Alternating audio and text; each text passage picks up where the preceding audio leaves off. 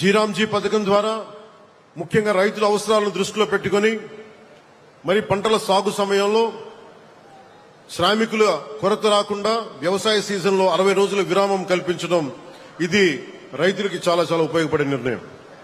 26-27 సంవత్సరానికి కేంద్ర ప్రభుత్వం తన వాటాగా 7,707 కోట్లు కేటాయించింది.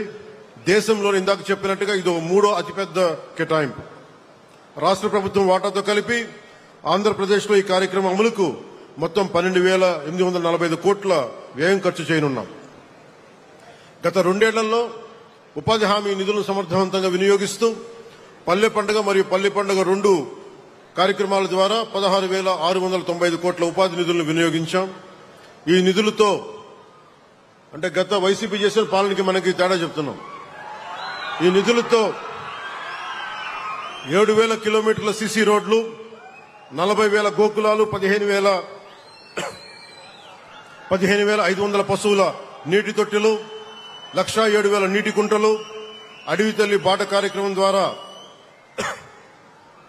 1,373 కిలోమీటర్ల గిరిజన రహదారులు, 1,66,000 ఎకరాల ఉద్యానవన పంటల సాగుని అభివృద్ధి చేశాం.